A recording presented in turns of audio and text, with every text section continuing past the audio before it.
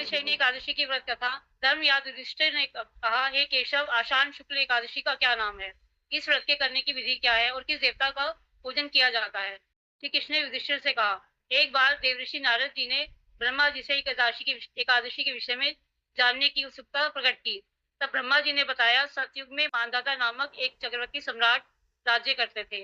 उनके राज्य में प्रजा बहुत सुखी थी, किंतु भविष्य में क्या हो जाए यह कोई नहीं जानता। अतः वे इस बात से अनभिज्ञ थे। उनके राज्य में भयंकर अकाल पड़ने वाला है। उनके राज्य में पूरे 3 वर्ष तक वर्षा न होने के कारण भयंकर अकाल पड़ा और इस अकाल में चारों ओर त्राही त्राही मच गई। धर्म पक्ष के यज्ञ, हवन, पिंडदान तथा व्रत आदि में कमी हो गई। तब मुसीबत पड़ी तो धार्मिक कार्यों में प्राणी की रुचि कहाँ रह जाती है। राजा को इस स्थिति को लेकर पहले से ही दुखी थे। वे सोचने लगे कि आखिर मैंने ऐसा कौन सा पाप कर्म किया है जिसका दंड मुझे इस रूप में मिल रहा है। फिर कष्ट से मुक्ति पाने का कोई साधन करने के उद्देश्य से राजा सेना को लेकर जंगल की ओर चल रही है। तब राजा ने हाथ जोड़कर कहा, महात्मन, तभी प्रकार से धर्म का पालन करता हुआ भी मैं अपने राज्य में दुर्भिक्ष का दृश्य देख रहा हूँ। आखिर किस कारण ऐसा हो रहा है? यह सुनकर महर्षि अंगीरा ने कहा कि राजन, सब युगों से उत्तम यह सतयुग है। इसमें छोटे से पाप का ही बड़ा भयंकर दंड मिलता है। इसमें धर्म अपने चारों चरण में व्याप्त रहता है। ब्राह्मण के अतिरिक्त किसी अन्य जाति को तप करने का अधिकार नहीं है, जबकि आपके राज्य में एक शुद्ध तपस्या कर रहा है। यही कारण है कि आपके राज्य में वर्षा नहीं हो रही। जब तक वह काल को प्राप्त नहीं होगा, तब तक यह दुर्भिक्ष शांत नहीं होगा। दुर्भिक्ष की शांति उसे मानने से ही संभव है। किंतु राजा का हृदय एक नर अपराध शूद्र तपस्वी का शमन करने को तैयार नहीं हुआ। उन्होंने कहा, हे देव, मैं उस निरपराध को कैसे मारूं? यह बात मेरा मन स्वीकार नहीं कर रहा है। कृपा करके मुझे कोई उपाय बताए। महर्षि अंगिरा ने बताया, आषाढ़ माह के शुक्ल पक्ष की एकादशी का व्रत करें। इस व्रत के प्रभाव से अवश्य ही वर्षा होगी। राजा ने अपने राज्य की राजधानी लौटाए और चारों वर्णों सहित पद्मा एकादशी का विधि पूर्वक व्रत किया। इस एकादशी को पद्मा एकादशी भी कहा जाता है। व्रत के प्रभाव से उनके राज्य में मूसलाधार वर्षा हुई और पूरा राज्य धन धान्य से परिपूर्ण हो गया। हरे कृष्ण। धन्यवाद कंचन, थैंक यू। तो अब हम जो है चतुर्मास की कथा प्रारंभ करेंगे। तो चतुर्मास जो है 4 महीने हमारे चतुर्मास के गिने जाते हैं, जो कि भक्ति में जीवन को आगे बढ़ाने के लिए बहुत ही सार्थक है। तो पहला जो है श्रावण, भादो और अश्विन और फिर हमारा कार्तिक, ये 4 महीने जो है हमारे चतुर्मास कहलाए जाते हैं। इन 4 महीनों में कहते हैं जो भगवान का भजन कर लेता है उसको एक तरह से वैकुंठ की प्राप्ति हो जाती है। तो इन 4 महीनों के कुछ नियम भी दिए गए हैं शास्त्रों में। तो उन शास्त्रों के हिसाब से जो नियम है वो मैं थोड़े आपसे आपको बताना चाहूँगा। तो स्टार्ट करते हैं। नमो विष्णुपादाय कृष्ण पृष्ठाय भूतले श्रीमते भक्ति वेदांत स्वामी इति नाम्ने नमस्ते सरस्वती देवी गौरवाणी प्रचारामि निर्विशेष शून्यवादी पाश्चात्य स्थान। हरे कृष्णा। तो हमारे जो कलयुग में जो कृष्ण स्वयं आए चैतन्य महाप्रभु के रूप में युगल अवतार, तो चतुर्मास के समय वो भी 4 महीने जगन्नाथपुरी में रहे। तो ये नियम है कि हमें 4 महीने जो है वैसे किसी धाम में वास करना चाहिए, नहीं तो या फिर अपने घर कोई धाम बना लो। तो वृंदावन चले जाते हैं, कोई लोग जगन्नाथपुरी चले जाते हैं, मायापुर है हमारे यहाँ पे वैष्णवों का श्रेष्ठ स्थान। तो किसी किसी स्थान पर जाके भजन करना चाहिए हमें बेसिकली ना। चतुर्मास में जो है भजन का ही मेन नियम है। तो 4 महीने या तो फिर अपने घर को ही धाम बना लो, घर पे भजन करते रहो। तो हमें क्या क्या करना चाहिए, क्या नहीं करना चाहिए, और इस वर्ष जो है चतुर्मास कब प्रारंभ हो रहा है? तो इस बार का जो चतुर्मास है, कुछ लोग तो एकादशी से एकादशी करते हैं, पर हम वैष्णव जो हैं पूर्णमासी से स्टार्ट करते हैं। तो इस 29 जुलाई को पूर्णमासी का दिन है। तो पूर्णिमा से जो है 29 जुलाई से प्रारंभ हो रहा है। तो ये 4 महीने कौन कौन से महीने हैं कैलेंडर में बताए जाते हैं। जैसे मैंने एग्जैक्ट आपको बता दिया डेट, ये 29 जुलाई को होगा ये, और ये 27 अगस्त तक रहेगा। 29 जुलाई से 7 अगस्त तक जो पहला महीना कहेगा श्रवण मास का रहेगा, सावन का महीना जिसे आप कहते हो। और उसमें हम जा रहे हैं इस बारी, सॉरी ये तो कथक, उसमें वैसे हम यात्रा भी करने जा रहे हैं। अमरकंटक की भगवान शिव का स्थान है वो, जहाँ से नर्मदा नदी का उद्गम होता है, वहाँ शिवलिंग निकलते हैं। तो अब और 28 अगस्त से 27 अगस्त तक रहेगा श्रवण। 28 अगस्त से जो है फिर दूसरा महीना भद्रपद का महीना स्टार्ट हो जाएगा, जिसे भद्रा भी कहते हैं। वो चलेगा अपना 25 सितंबर तक, यानी कि 28 अगस्त से लेकर 25 सितंबर तक चलेगा। और 25 सितंबर से फिर जब 26 सितंबर आएगा तो तीसरा महीना स्टार्ट हो जाएगा, और वो चलेगा 25 अक्टूबर तक। तो वो अश्विन का महीना होगा। तो और उसके बाद फिर 26 अक्टूबर से जो है हमारा कार्तिक मास स्टार्ट हो जाएगा, जो 24 नवंबर तक रहेगा। तो ये चौथा महीना है, कार्तिक का महीना। तो सावन भादो अश्विन कार्तिक, ये 4 महीने चतुर्मास कहलाते हैं। और इन 4 महीनों में हमें अपने घर को या तो धाम बना लीजिए अपने घर को, या धाम में वास करना चाहिए। पौराणिक शास्त्र में तो यही नियम है ना। तो सावन से पहले, सबसे पहले सावन में देखा जाए तो हमें क्या नियम दिया गया है। तो हमें सबसे पहले जो है हरी पत्ते वाली सब्जियां जो है वो नहीं खानी होती है। हमें हरी पत्ते वाली सब्जियां नहीं खानी होती, प्रयास करना चाहिए कि नहीं खाएं। ये नहीं खाएं। विशेष रूप से जो है हमें पालक का सेवन नहीं करना चाहिए। पालक, साग, बथुआ, चौलाई, ये सब चीज़ें नहीं खानी चाहिए। कड़ी पत्ता ऑप्शनल है, खा सकते हैं। धनिया ऑप्शनल है, खा सकते हो, कि वो मसालों में काउंट होता है, तो इसलिए वो हम खा सकते हैं। क्योंकि कोई भी जो है वो फ्लेवर के लिए यूज़ होता है, सब्जी के लिए यूज़ नहीं होता। धनिया और वो ना, कभी कड़ी पत्ता कभी सब्जी बनाने के लिए यूज़ नहीं होता है। क्योंकि कड़ी पत्ता हम कितना डालते हैं, 2-3 पत्ते डालते हैं। धनिया डाल के डालते, थोड़ा डालते हैं, तो उसको हम धो अच्छी तरह धो सकते हैं, उसमें कीड़े लगने का कोई चांस नहीं होता है ना। मगर पूरी सब्जी अगर मान लो पालक की हो तो बड़ा मुश्किल होता है, उसमें बहुत सारी मिट्टी होती है और बहुत सारे कीड़े होते हैं, उसमें छुपे होते हैं। गोभी में भी आप देखते हो कि बरसातों में कीड़े आ जाते हैं। तो विशेषकर जो है हमें पत्ता गोभी नहीं खानी चाहिए सावन के महीने में ना। तो कहते हैं कि पत्ते में उसमें कीड़ा हो सकता है, तो वो ठीक नहीं होता है हमारे पेट के लिए ना। तो ये आयुर्वेद के हिसाब से बताया गया कि क्यों नहीं खानी चाहिए हमें हरी पत्ते वाली सब्जी। और दूसरा महीना जो है भद्रपद का आता है। तो अब कुछ लोग कहते हैं कि तुलसी पत्र है उसको, तो वो तुलसी पत्र भी हम ग्रहण कर सकते हैं, क्योंकि वो दिव्य है। और आप देखोगे द्वितीय मास जो है हमारा भद्रपद का महीना कहलाता है। इसमें हमें दही का त्याग करना है। पहले महीने हरी पत्ते वाली सब्जियाँ, दूसरे महीने दही का त्याग करना है। सेकंड मंथ में दही का त्याग करना है। कारण ये है इसका कि हमारे जो है, आप देखोगे कि इस महीने में जो है भद्रपद में हमें ज़्यादा कोल्ड कफ का इन्फेक्शन ज़्यादा होता है। सितंबर के महीने में होता है। आप डॉक्टर से पूछोगे ना तो सबसे ज़्यादा जो मरीज आते हैं अगस्त सितंबर के महीने में ही आता है, क्योंकि उसमें भद्रपद महीना बरसातों का महीना शुरू हो रहा होता है। कि उसमें इन्फेक्शन बहुत ज़्यादा बढ़ जाता है कोल्ड कफ का। स्टमक इन्फेक्शन भी रहता है, तो बारिश के आने में वाटर इन्फेक्शन भी हो जाता है, बोन डिसीज हो जाती है लोगों को। तो इसलिए जो है दही खाने से जो है कोल्ड कफ बढ़ जाता है बहुत जल्दी। और गला खराब बहुत जल्दी होता है, खट्टा होता है ना ये, तो खट्टी चीज़ें जो है मेनली दही को मना करा गया है। तो दही चावल जो है शीत वस्तु होती है, दही चावल जो है उसे नहीं खाना चाहिए। आप विश्वास नहीं करोगे कि अगर आप अपना दही छोड़ दोगे तो आपका जो है ना कंठ सरीला हो जाएगा। और आप जो है अगला महीना दही नहीं लेते, दही से बनी चीज़ें भी लेनी है, जैसे लस्सी नहीं ले सकते हैं, है ना। मट्ठा, छाछ, रायता, जो दही, मतलब जो दही से डायरेक्ट चीज़ें बनती है ना वो नहीं ले सकते हैं। कड़ी वड़ी आप बना सकते हो, क्योंकि उसमें जो है दही का रूप परिवर्तित हो जाता है। जो डायरेक्ट चीज़ें है ना, जैसे रायता हो गया, छाछ हो गई, ये सब चीज़ें नहीं देखते हैं। मगर जहाँ कड़ी में क्या होता है कि वो उसका फर्मेंटेड होता है, चेंज हो जाता है, कलर भी चेंज हो जाता है, तो वो ले सकते हो आप ना। तो इसलिए डायरेक्ट दही नहीं लेना है, बाकी ठंडी चीज़ नहीं लेनी है। तीसरा महीना अश्विन का महीना है, इसमें हमें दूध का त्याग करना होता है। लैक्टोज इंटॉलरेंस होता है दूध ना, मतलब कि हजम नहीं होता दूध ना, तो लूज मोशन लग जाते हैं, लूज मोशन शिकायतें होती है। तो आयुर्वेद के अनुसार इस महीने में, जो अश्विन के महीने में दूध का त्याग करना चाहिए। दूध से बनी खीर, रबड़ी, है ना, अधिकांश व्यंजन जो दूध से बने होते हैं वो हमें डायरेक्ट जो है दूध वाली चीज़ें नहीं लेनी चाहिए। दूध से बनी मिठाइयाँ ले सकते हैं, पेड़ा ले सकते हैं, पनीर खा सकते हैं, क्योंकि उसमें उसका रूप परिवर्तित हो जाता है। तो डायरेक्ट दही वाली चीज़ें नहीं खानी है हमें। चौथा महीना कार्तिक का है, तो कार्तिक के महीने में हमें क्या करना होता है, 2 टुकड़े वाली जो दाल होती है वो नहीं लेनी चाहिए। अरहर दाल हो गई। और बेसिकली जो है हमें उड़द दाल का बताया गया, उड़द दाल तो कम से कम खानी ही नहीं चाहिए। जैसे उड़द दाल के आप देखते हो कि वो भल्ले भी बनते हैं, वड़ा भी बनता है, तो उड़द दाल से बनी कचौड़ियाँ भी होती हैं, तो ये सब चीज़ें हमें नहीं खानी है। 1 महीने के लिए तो कम से कम मत खाएँ, तो शरीर हमारा स्वस्थ रहेगा।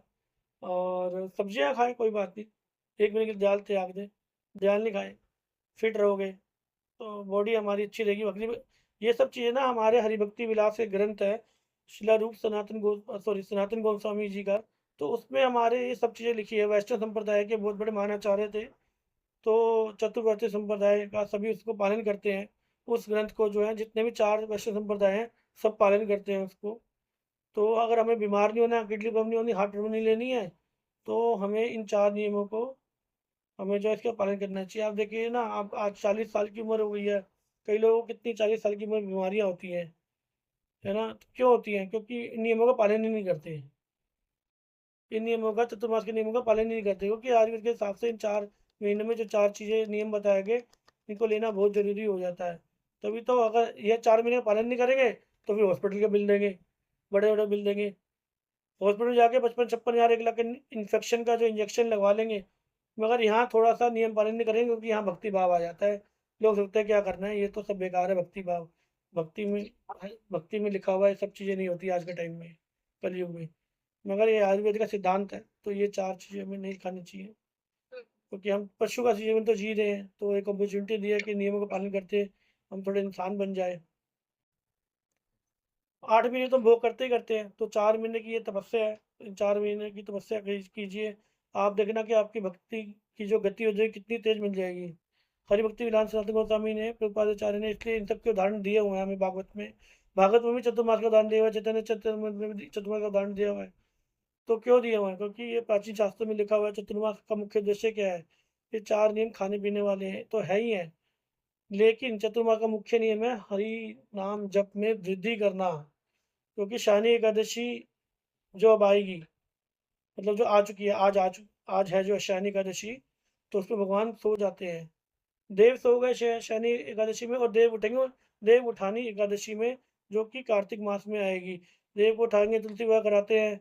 तो ये 4 महीने जो पूजन किया है। देव शयनी एकादशी में लोग कहते हैं कि देवता सो गए, मगर देखा जाए तो देवता सोते नहीं है। अगर देवता सो गए तो सूरज भगवान सूर्य नारायण कैसे आते हैं रोज आपके पास, है ना? तो चंद्रमा कैसे आते हैं आपके पास, है ना? बताया गया प्रभासो अस शशि सूर्यो, भगवान गीता में कहे हैं कि शशि और सूर्य चंद्रमा, ये दोनों प्रकाश मेरे ही द्वारा होते हैं।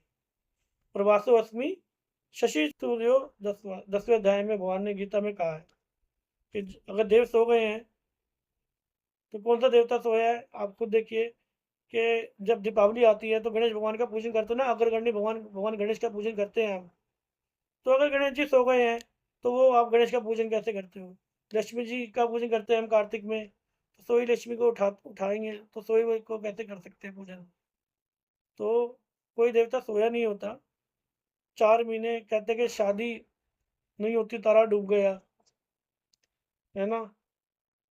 तो कैसे डूब गया तारा? तारे तो देखो आकाश में कितने निकल रहे हैं।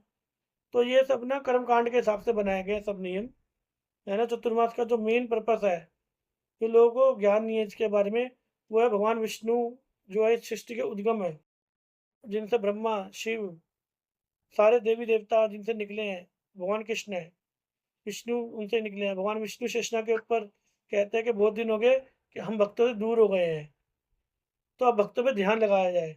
तो वो क्या करते हैं? ध्यान लगाने के लिए अपनी आंखें बंद करते हैं और भक्तों को ध्यान लगाते हैं, तो उसको योग निंद्रा कहते हैं बेसिकली। क्या कहते हैं? योग निद्रा। भगवान अपने भक्तों पर ध्यान लगाते हैं कि बहुत दिनों के भक्तों से मिला नहीं मैं, तो आंखें बंद करते थे हम भी। हमें कुछ भी सोचना होता है, कुछ भी ना, हम सोचते हैं ना, एक आँख किसी टोके सुने तो हम अपनी आंखें बंद कर लेते हैं। तो ऐसे भगवान भी अपने भक्तों पर ध्यान लगाने के लिए अपनी आंखें बंद कर लेते हैं। तो योग का मतलब क्या होता है? जुड़ना। तो भक्तों से जुड़ते हैं। अब जैसे एक और एक क्या होते हैं? एक योग एक क्या हो गए? दो हो गए, दो योग दो क्या हो गए? चार, चार हो गए। तो संस्कृत भाषा में जुड़ने को योग कहा गया। योग का जैसे कर्म योग बोला गया भगवद गीता में, तो कर्म के हिसाब से भगवान से जुड़ना। ज्ञान योग बोला गया, ज्ञान योग मतलब ज्ञान के हिसाब से भगवान से जुड़ना। भक्ति योग बोला गया, भक्ति के हिसाब से भगवान से जुड़ना। हठ योग बोला गया, हठ योग के द्वारा भगवान से जुड़ना। तो ये सब जो है ये सब जो है योग का मतलब होता है जुड़ना है। अब लोगों ने क्या कर दिया कि एक योग के आगे एक डंडा लगा दिया आ का, तो उसको योगा बना दिया। योगा बना दिया, योग के आगे एक डंडा लगा के योगा बना दिया। अब योगा जो है, अगर देखा जाए योग के अंदर, योगा तो कोई था नहीं, योग ही था बेसिकली भले, तो अष्टांग योग बोला गया है शास्त्रों में। तुम्हारे शरीर से भगवान जुड़ने के लिए बताया गया 8 तरह का योग करना चाहिए हमें। तो उसमें पहला है यम, और दूसरा है नियम, तीसरा है आसन, चौथा है प्राणायाम, पांचवा है प्रत्याहार, छठा है धारणा, सातवां है ध्यान, और आठवां है समाधि। तो ये इस हिसाब से ये जो 8 चीजें हैं ये अष्टांग योग कहलाती हैं। तब लोगों ने क्या किया कि इन सब चीज़ों को, 8 चीज़ों को छोड़ के 2 चीज़ें पकड़ ली, सिर्फ आसन और प्राणायाम। आसन करते रहते हैं आप देखो योगा में, और वो प्रणाम करते रहते हैं, सूर्य प्रणाम, ये तो बाकी सब 6 चीज़ें छोड़ दी। अरे भाई यम नियम कौन देखेगा? यम का मतलब क्या होता है कि जो हमें नहीं करना, नियम का मतलब जो मैं करूँगा, यम नियम। प्राणायाम, फिर प्रत्याहार, फिर मैं ध्यान करूँगा, फिर मैं ध्यान करूँगा धारणा, ध्यान से धारणा उत्पन्न होती है, और धारणा से फिर समाधि उत्पन्न होती है। तो अगर आप 12 सेकंड पे अगर आप 12 सेकंड भी किसी पे ध्यान करते हैं, तो 12 सेकंड आप आज किसी ध्यान नहीं कर सकते हैं। कलयुग के अंदर 12 सेकंड भी कहते हैं, किसी के ऊपर आप ध्यान नहीं लगा सकते। 12 सेकंड भी अगर ध्यान ध्यान लगा लोगे 12 सेकंड, तो उसको फिर आप उसके ऊपर धारणा बन जाएगी उसकी।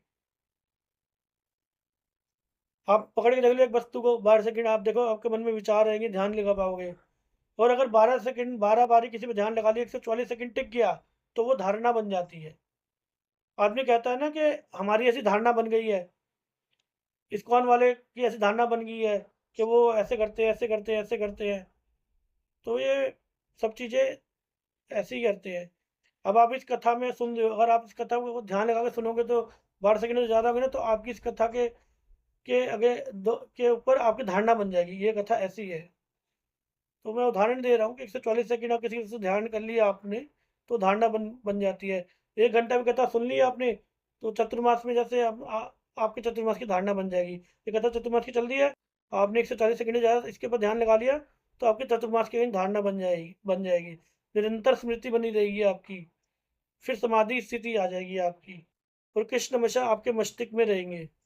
कि लेकिन हमें पहले करना क्या होगा, ये जो 4 हमें नियम बताया गया है, इन नियमों में चलना पड़ेगा। यम बताया गया है, प्राणायाम यानी सांस प्रक्रिया, योग निंद्रा।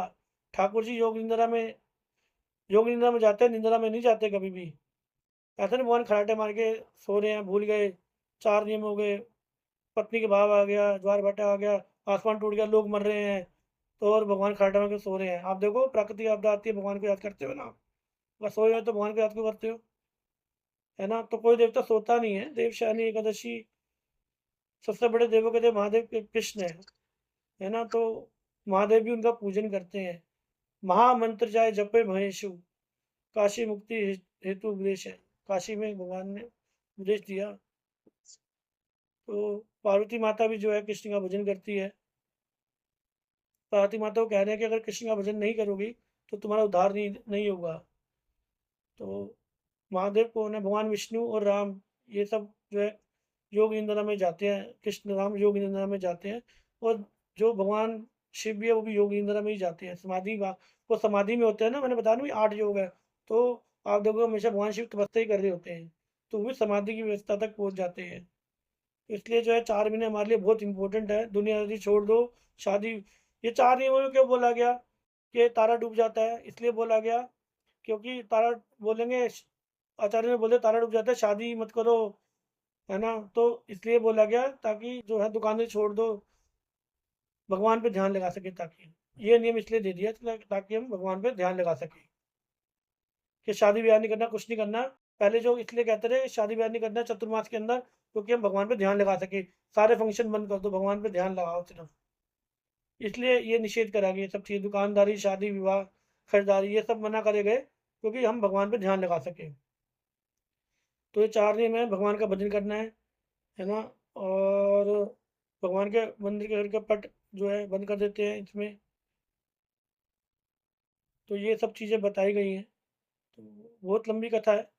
अभी हमारे 20 मिनट हो गए हैं, सिर्फ हमारी 20-10 मिनट की कथा रह गई है। तो चतुर्मास से रिलेटेड अगर किसी का कुछ प्रश्न है तो वो हम ले सकते हैं।